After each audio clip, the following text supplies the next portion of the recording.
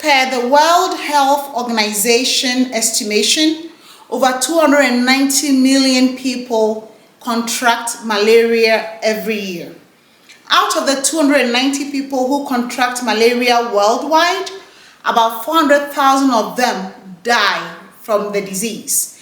This is because the malaria parasites are resistant to common medications that are used to treat malaria. The parasites are so wise that they navigate the medications differently and it does not impact them. Here are a few signs of malaria to watch for: fever, chills, general body weakness, headache, nausea, vomiting, diarrhea, muscle aches, joints, fatigue, rapid breathing, rapid heart rate, and cough. If you're experiencing any of these symptoms, go get treated. 94% of malaria deaths occur in Africa. There are 4 ways you can contract malaria. Number 1, an infected mosquito bites you and deposits the malaria parasites in you. Number 2, a pregnant woman infected with the malaria parasite gives it to the unborn child.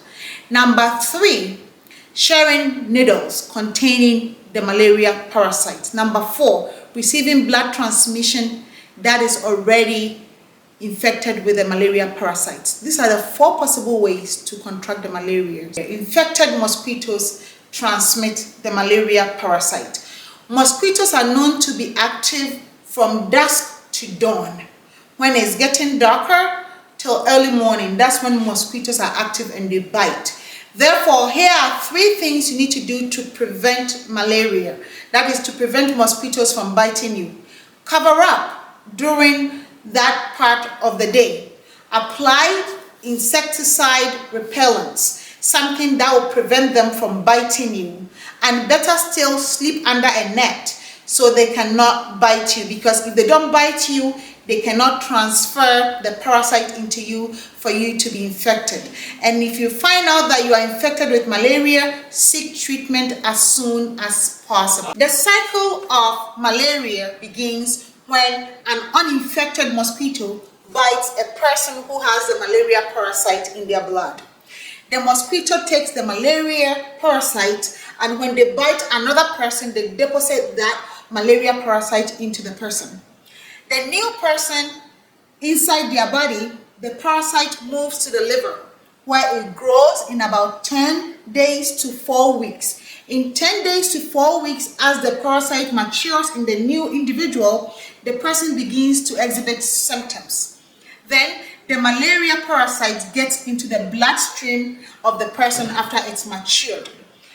Another uninfected mosquito bites that person and carries the parasite to a person who is not already infected with the malaria parasite, and the cycle goes on and on. The malaria parasite can remain dormant in a person's liver for even up to a year. A mother who is pregnant and has the malaria parasite can also transmit the parasite onto their child when they are born. Also, a person who uses drugs through a needle and exchanges the needle with blood on it could also transmit the malaria parasite to an individual who does not already has the parasite. If they share the needle, they could also have that parasite deposited in them. The parasite is wise because they resist most commonly anti-malaria drugs. And this is how we have to know the mode of spread so we could protect ourselves from getting infected in the first place. So if you feel you have malaria and has any of these symptoms that I explained earlier, go seek care, because the earlier the better. Malaria can give you complications, especially when it harbors in your liver. You know, your liver is the factory of major activities in your body in terms of protein synthesis and different activities that your body cannot live without. Malaria can damage most of the organs in your body. So treatment is key.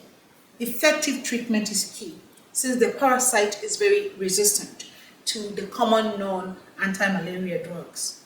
Thanks for watching.